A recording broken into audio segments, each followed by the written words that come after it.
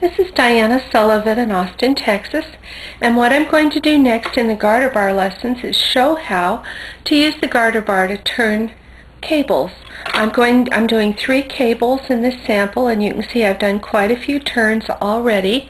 This uses the same technique as the lace business on the previous video, where some of the stitches go on the garter bar and the rest of the stitches stay safely on the needles. Now I have marked the needle bed using a dry erase marker that'll come off very easily so that I can see exactly what the stitches are that I'm using for the 3 cables. So I'm bringing out those needles, and I see I picked up one that's the wrong needle. I'm bringing out those needles all the way to hold position, and the purpose of bringing them out is to get the stitches behind the latches. So these stitches are behind the latches, and when I do my transfers, they will get on the garter bar. These other stitches are going to stay in the hooks, and when I do my transfers, they are going to not get in the garter bar. Now I'm going to bring the garter bar over and just use it as a needle pusher and illustrate how I want to bring the stay put needles, the stitches that I don't want to have come off. I want to bring those needles out a little bit, pretty much to the far away side of the middle position on this machine. Once those are brought forward, then what I'm going to do is I'm going to bring the other needles back so that they are in alignment with them, so that I have a single line of needles.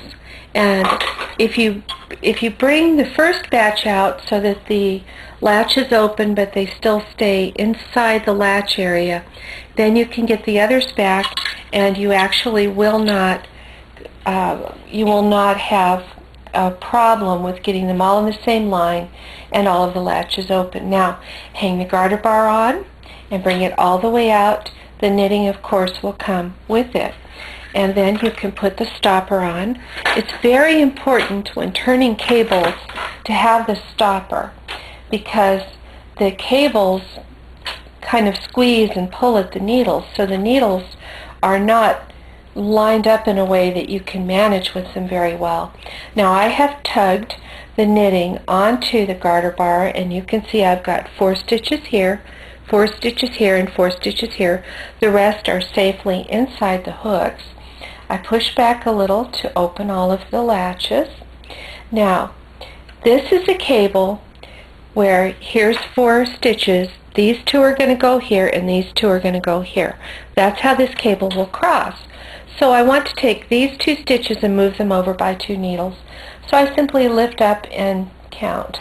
So that's 2 needles over to the right, and then I just take the pad of my finger and I just slide those stitches onto the needles, which goes really very quickly.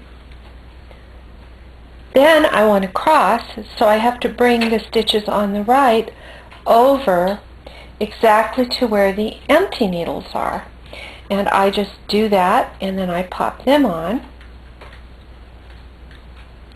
I like to get them close on the back and then pop them on using the pad of my finger on the front. So they are all rearranged, and I can just move the garter bar. Before I move the stopper, I'll go ahead and push the stitches back. And this particular cable, I am going 6 rows between cablings. So I'm now going to knit 6 rows. And I'll stop the camera for that. Now there's one other thing that I think that you will want to do on a cable that you have hand manipulated. I think you are going to want to go ahead and latch up a stitch on each side of the cable so that it'll look just like a nicely made hand knitted cable. So I'm going to do that, and while I'm doing that, I'm going to talk a little bit about cables. There are a tremendous number of cables that you can do on the knitting machine, and as a matter of fact, you can look in hand knitting books and get a lot of ideas for cables that you could do.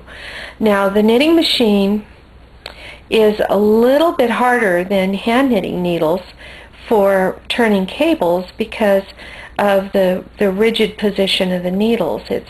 It's going to limit somewhat how many stitches you can have in a cable. Now, by doing very loose stitches, by hand knitting some stitches more loosely, and some other techniques, you can do very large cables, but I have found that I've been quite happy with more traditional looking cables, and in particular I like to do a braided cable, I like to do a woven cable, and I also like to do a gull stitch cable.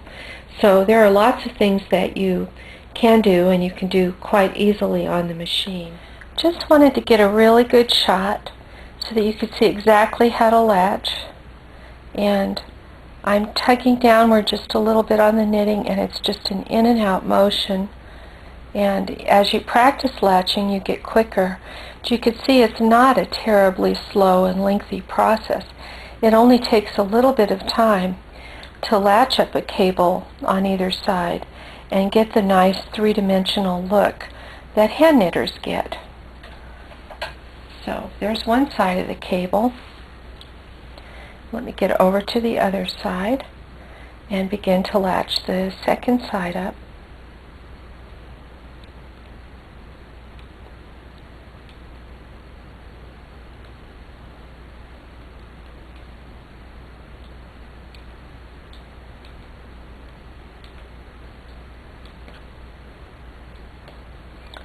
It's almost a tactile kind of a skill. You can feel when the loop pops through.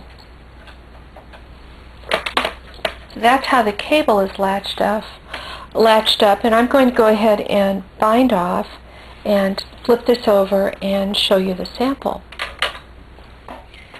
Okay, here's the finished cable. This cable was a 4-stitch cable, and I cabled every 6 rows. It didn't take long at all because of the use of the garter bar to do all of the stitch moving instead of having to do it all with transfer tools, one cable at a time. Now, this same technique could be used for any cable, but the most important thing for you to learn is this technique of being able to transfer some stitches and leave other stitches safely in their hooks. This is what's used for an awful lot of hand tooling. It's used for some of the laces, and it's used for cables both. So that is how to turn a cable with the garter bar.